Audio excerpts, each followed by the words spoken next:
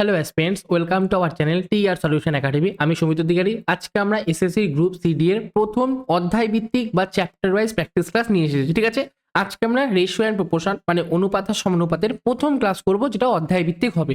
ঠিক আছে, চলো ফার্স্ট কোশ্চেন দেখো কি বলেছে।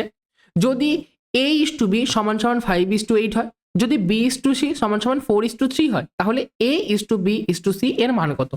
একদম বেসিক কোশ্চেন থেকে আমরা শুরু করছি, এর জন্য ফার্স্ট কোশ্চেনটা একদম ইজি রেখেছি। দেখো এটা অনেকভাবে করা যায়। একটা কিভাবে করা যায়, a বাই বি এর ভ্যালু 5/8, আর বি বাই সি এর ভ্যালু কত? 4/3। তাহলে এখানটা দুটোর মধ্যে কমন কে? বি কমন আছে। এখানটা বি এর মান 8 আছে, এখানটা বি এর মান 4 আছে, তাহলে দু জায়গায় বি আলাদা আলাদা আছে। তাহলে সেম করব। কি করে সেম করব? 8 আর 4 কে সেম করব কি করে? 8 আর 4 লসাগু করব। 8 আর 4 লসাগু 8ই হয়, তাহলে দুই জায়গাতে আমি বি এর জায়গায় 8 আনবো। প্রথমে 8ই আছে, নিচের চাকে 8 করতে গেলে 2 দিয়ে গুণ করতে হবে। তাহলে কোনো অনুপাতকে যদি আমি গুণ করি বা কোনো ভগ্নাংশকে যদি গুণ করি, লব আর হরে সমান সমান নাম্বার দিয়ে গুণ করতে হয়। তাহলে 4 দুগুণী 8 আর 3 দুগুণী 6 হয়ে গেল। তাহলে এর মান 5, বি এর মান 8, সি এর মান 6।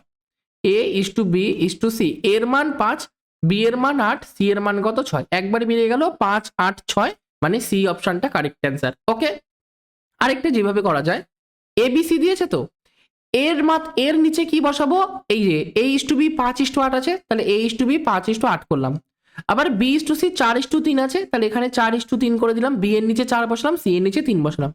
যার পাশে ফাঁকা ঘর থাকবে সেখানে আমি সেটা বসাবো। 4 এর বাদিকে ফাঁকা আছে 4 বসাবো, 8 এর ডান দিকে ফাঁকা আছে 8 বসাবো। এবার গুণ করে দাও। 4 5 20, 4 32, 3 8 কত? 24। ওকে, সব কটা সংখ্যা 4 দ্বারা বিভাজ্য। 4 5 20, 4 8 32, 4 6 24 হয়ে গেল। 5:8:6, সি অপশনটা সঠিক উত্তর। যেটা তোমাদের সুবিধা তোমরা সেটাতে করবো আর কি। ঠিক আছে, চল সেকেন্ড কোশ্চেন দেখো কি বলেছে। যদি a ইস টু বি সমান সমান 3:2, b ইস টু সি সমান সমান 5:6 এবং c ইস টু ডি সমান সমান 9:4 হয়, তাহলে a plus b is to c minus d এর মান কত?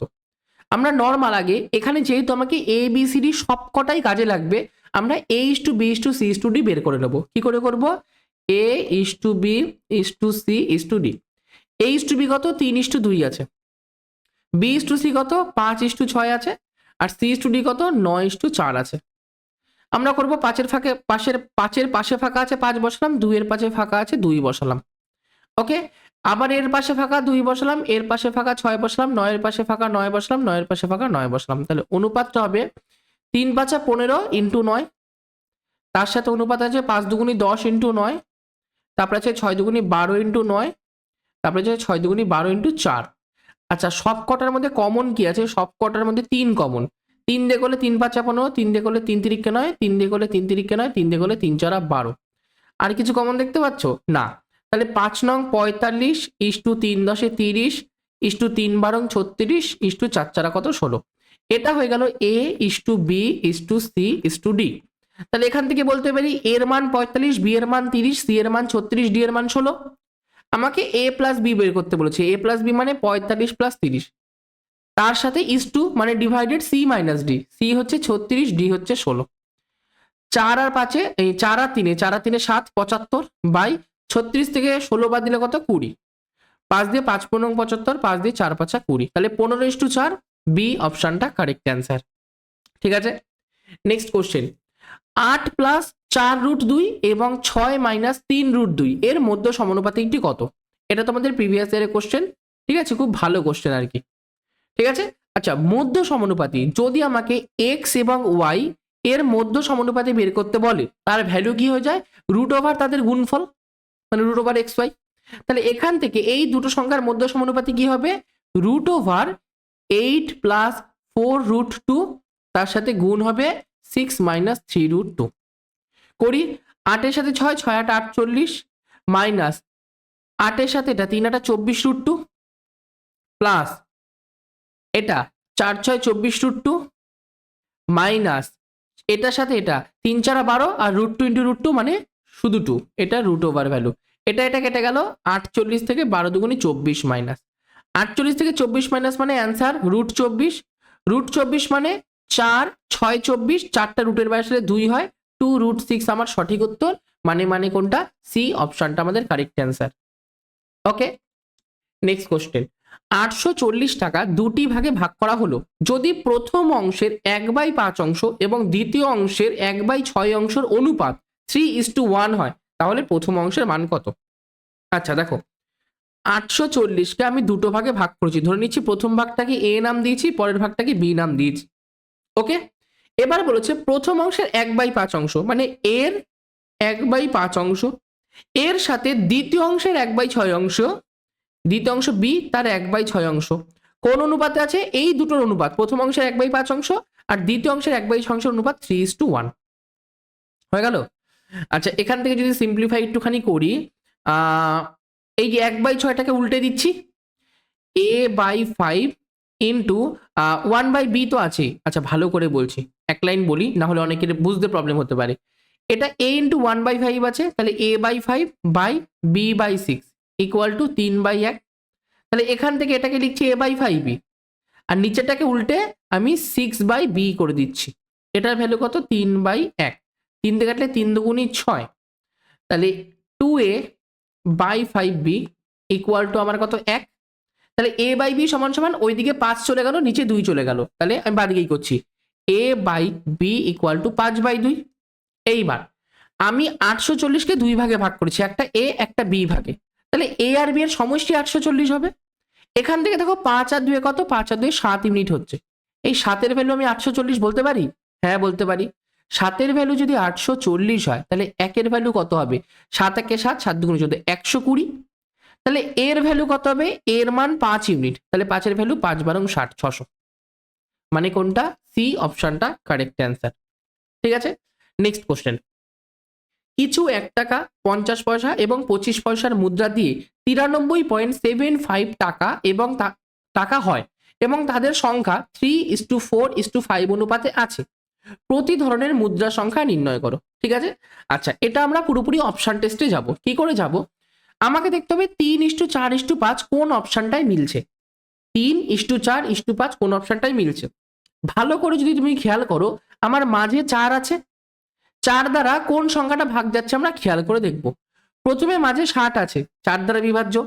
58 আছে, 4 দ্বারা ভাগ যায় না। 70 আছে, 4 দ্বারা ভাগ যায় না। 56 আছে, 4 দ্বারা বিভাজ্য। তাহলে হয় 1 নম্বর অপশন বা 4 নম্বর অপশন হতে পারে। ঠিক আছে, আচ্ছা এটা বা এটা হতে পারে। প্রথম দুটো আমরা ফার্স্টে, এই মাঝের দুটো ফার্স্টেই বাদ হয়ে গেল। এবার আমরা চেক করি 45 আর 60, 45 আর 60 আর 75 এটা কি 3:4:5 অনুপাতে আছে নাকি? 15 দিয়ে 3 15 45, 4 15 60, 5 15 75 আছে।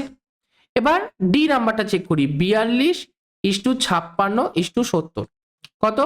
14 দিয়ে 3 14 42, 4 14 56, 5 14 70, তাহলে এটাও 3:4:5 অনুপাতে আছে। তাহলে কোনটা হবে?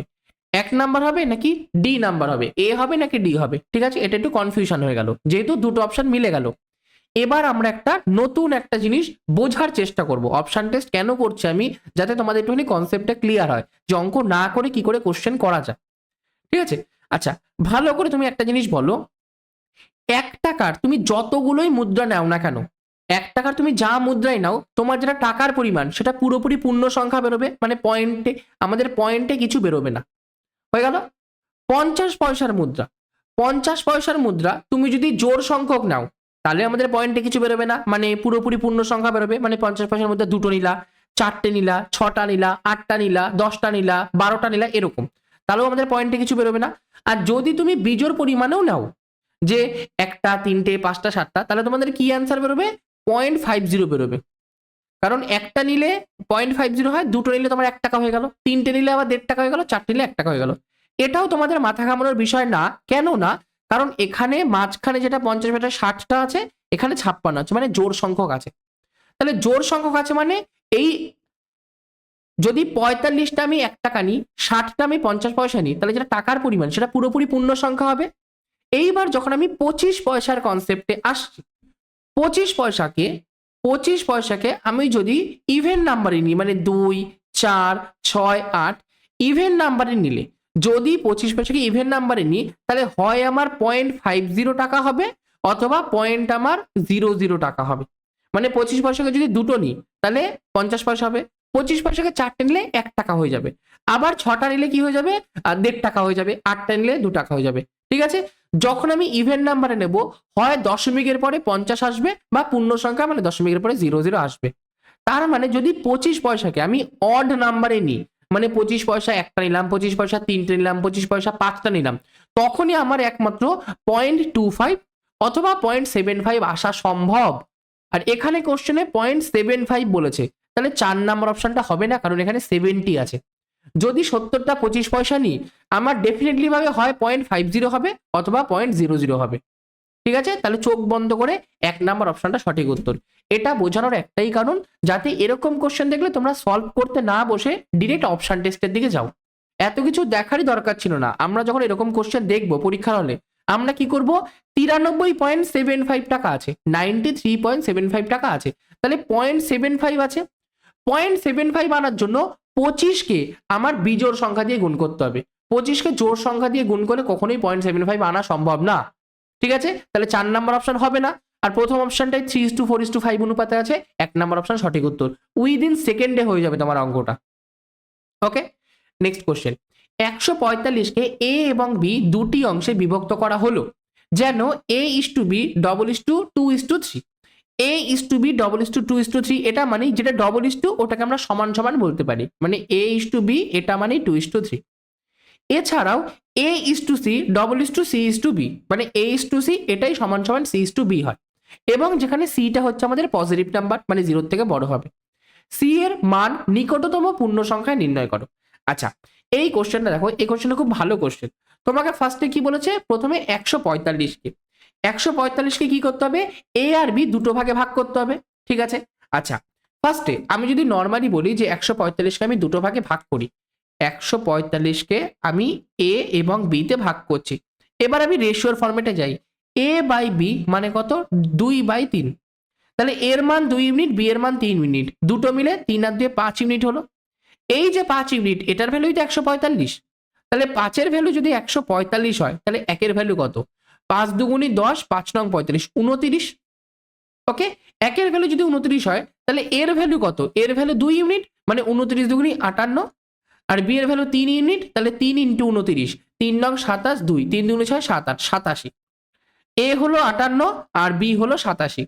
এবার আমি এই কনসেপ্টটাই যাচ্ছি যে a:c সমান সমান c:b, a:c সমান সমান যদি c:b হয়, এখান থেকে মাঝের দুটোর গুণফল মানে c স্কোয়ার সমান সমান ba বা ab হয়, তাহলে c সমান সমান কি হয়ে যাবে, √ab। এর মান কত, এর মান √58 আর বি এর মান কত, √87। আচ্ছা, এটাকে আমি একটুখানি ভাঙানোর চেষ্টা করব। কত দিয়ে করব, 58কে আমি 29 ইন্টু 2 করলাম, আর 87কে আমি কত, 29 ইন্টু 3 করবো, তাই তো, 3 নং 27, 2 3 দুগুণি 6, 7 8, আর এটা, তাহলে 29টা রুটের বাইরে আসলো, অ্যান্সার বেরোলো 3 দুগুণি 6, √6। আচ্ছা, এইবার √6 এর মান তোমাদের কত হয় বলো, √6 এর মান আমাদের কত হবে, √6 এর মান ওই 2.44 সামথিং বেরোয়, ওই 2.44 বা 2.45ই তুমি ধরে নাও, 2.45 হচ্ছে √6 এর ভ্যালু।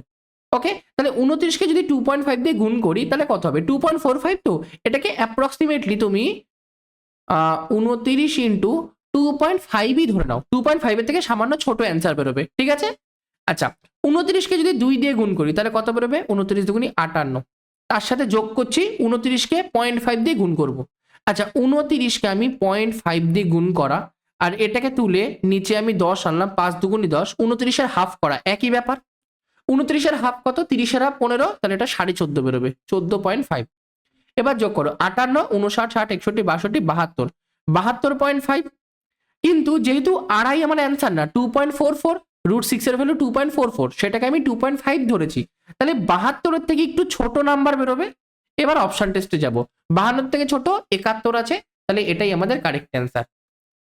ওকে, 72 এখানে অ্যান্সার এসছে 72.5, এর থেকে ছোট নাম্বার শুধু 71ই হয়, খুব কাছাকাছি নাম্বার, তাহলে সি এর নিকটতম পূর্ণ সংখ্যা হবে 71 আমার। ঠিক আছে, নেক্সট কোশ্চেন। এক্স এবং ওয়াই পরস্পর সরল সমানুপাতিক, যখন এক্স এর মান 10 তখন ওয়াই এর মান 15 হয়, তাহলে নিম্নলিখিত কোনটি এক্স এবং ওয়াই এর অনুরূপ মানের একটি জোড়া নয়। আচ্ছা, জোড়া নয় জানতে চেয়েছে। ওকে, আচ্ছা, এক্স এবং ওয়াই পরস্পর সরল সমানুপাতিক মানে এক্স বাই ওয়াইটা হচ্ছে আমাদের কনস্ট্যান্ট, সরল সমানুপাতিক মানে এক্স বাই ওয়াই হচ্ছে কনস্ট্যান্ট, আর ব্যস্ত সমানুপাতিক মানে এক্স ইন্টু ওয়াই, দুটোর গুণফল কনস্ট্যান্ট হয়। ওকে, এখান দিয়ে এক্স এর মান 10, ওয়াই এর মান কত 15, তাহলে কনস্ট্যান্টের মান কত 5 দুগুণে 10, 3 5 15, তাহলে 2/3 অথবা 2:3। এবার আমাকে চেক করতে হবে কোন অপশনটা 2:3 ফরম্যাটে নেই। আচ্ছা, 2 নাম্বারটা 2:3 ফরম্যাটে আছে। 3 নাম্বারটা দেখি, 4 দিয়ে করলে 4 দুগুণে 8, 3 4 12, 4 নাম্বারটাও আমার 2:3 ফরম্যাটে আছে। এইবার আমি সি অপশনটায় যাচ্ছি, 15:20, 5 দিয়ে করলে 3 5 15, 4 5 20, এটা 3:4 এর ফরম্যাটে আছে। তার মানে এটাই কি 2:3 ফরম্যাটে নেই, মানে এক্স এবং ওয়াই এর অনুরূপ মানের একটি জোড় নয়, কোনটা সি অপশন, মানে 15,20 এটা আমাদের কারেক্ট অ্যান্সার। যদি এক্স এর মান 15, ওয়াই এর মান 20 হয়, এটা আমাদের ওই সরল সমানুপাতির মিলছে না, এক্স এবং ওয়াই এর সাথে মিলছে না। আমাকে সেটাই জানতে চাইছে যে কোনটি জোড়া নয়। ওকে, নেক্সট, 1 সেকেন্ড 1 ঘন্টার কত অংশ? আচ্ছা, 1 সেকেন্ড 1 ঘন্টার, 1 সেকেন্ড 1 ঘন্টা মানে 3600 সেকেন্ডের কত অংশ ইন্টু 100%। আচ্ছা, আমাকে শতকরা জানতে চাই, আমাকে শুধু এটাই জানতে চেয়েছে। তাহলে এখান দিয়ে যদি আমি করি কত হবে, 3600কে দিয়ে আমি 1 কে ভাগ করব। তাহলে ফার্স্টে দশমিক দিয়ে আমি একটা জিরো আনলাম, একটা জিরো দিয়ে একটা জিরো আনলাম, একটা জিরো দিয়ে একটা জিরো আনলাম, ভাগ করতে পারছে না, আরেকটা জিরো দিয়ে আরেকটা জিরো আনলাম, এইবার ভাগ করতে পারবে। এইবার তুমি আর কিছু দরকারই নেই তোমার দেখার, কেন? কারণ দশমিকের পরে 3টে জিরো আছে, দশমিকের পরে 3টে জিরো দিয়ে শুধু ডি নাম্বার অপশন আছে, তাহলে আমাকে আর কিছু খেয়াল করারই দরকার নেই। এক্সটা আমি কেন খেয়াল করতে যাব, আমি যখন পেয়ে যাচ্ছি অপশন যে দশমিকের পরে 3টে জিরো আছে, হবে না? তারপরে তুমি ভাগ করতে পারো যে 36 দুগুণী 72, 7200 এরকম করে ভাগ করে তোমরা চেক করতে পারো আর কি। ঠিক আছে, নেক্সট, এ এবং বি এর অনুপাত x:12 এবং বি এবং সি এর অনুপাত 4:y, যদি a:c এর অনুপাত 5:3 হয়, তাহলে x:y এর মান কত? আচ্ছা, a:b মানে a/b, এর ভ্যালু x/12, b/b এর ভ্যালু 4/y। তাহলে এখান থেকে যদি আমি a/c এর ভ্যালু বের করি, a/c এর ভ্যালু 5:3 দেওয়া আছে, আমি নর্মালি বলছি এই দুটোকে কাজে লাগিয়ে কি করে a/c ইউজ করব, a/b ইন্টু b/c বলতে পারি।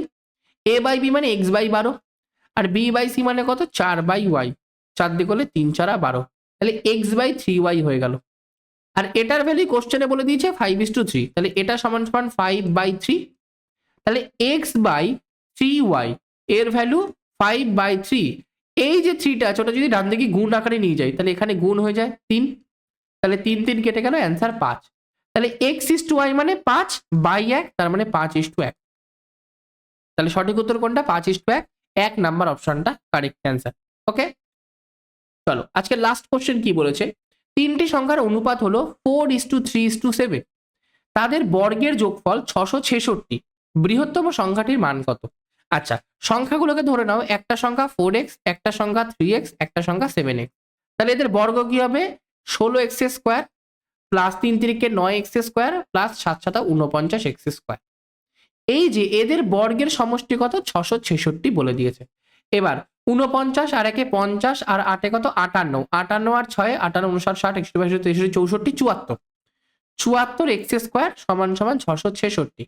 তাহলে x² সমান সমান কত, 666/74, 4 দিয়ে করলে 74, তো 700-র কাছাকাছি, 4 নং 36 3, 7 নং 63 64 65 66, এটা 9 বারে কেটে যায়। তাহলে x² মানে 9, 9 মানে 3 স্কোয়ার, তাহলে x² মানে 3 স্কোয়ার, তার মানে x সমান সমান 3 হলো। আমাকে বলেছে বৃহত্তম সংখ্যাটির মান কত, বৃহত্তম সংখ্যা কোনটা, 4x নাকি 3x নাকি 7x? 7x আমার বৃহত্তম সংখ্যা, তাহলে 7x এর মান বের করব। x এর মান 3, তাহলে 7x এর মান 7 গুণ 3, 3 7 কত 21, তাহলে কারেক্ট অ্যান্সার বি অপশনটা কারেক্ট অ্যান্সার, সঠিক উত্তর যে বৃহত্তম সংখ্যাটির মান আমাদের 21 হবে। ওকে, ঠিক আছে, আজকের জন্য এইটুকুনি। ক্লাসটাকে ভালো লাগলে ক্লাসটাকে অবশ্যই একবার ক্লাসটাকে লাইক করে দেবে, চ্যানেলে যারা যারা প্রথমবার এসছো অবশ্যই চ্যানেলটাকে একবার সাবস্ক্রাইব করে নোটিফিকেশনটা অলে ক্লিক করে দেবে, ঠিক আছে? আর যারা যারা ক্লাসটা করেছো তোমাদেরকে বলছি, অবশ্যই তোমাদের যারা বন্ধু বান্ধব আছে এক্সাম দেবে, সে যে কোনো স্টেটের এক্সাম দিক না কেন, ক্লাসটাকে অবশ্যই একটুখানি শেয়ার করো। যারা যারা চ্যাপ্টার ওয়াইজ ক্লাস করতে চায় তাদের জন্যই মানে ডেডিকেটেড ভাবে আমরা আলাদা করে ক্লাস করাচ্ছি চ্যাপ্টার ওয়াইজ। তো যারা যারা দেখতে চায় তারা তো দেখতেই পাচ্ছই, আর যারা তোমাদের বন্ধু বান্ধব আছে তাদেরকে ক্লাসটাকে একটু শেয়ার করে দিও। ওকে, থ্যাংক ইউ, চলো এখানেই ক্লাসটা এন্ড করলাম, বাই।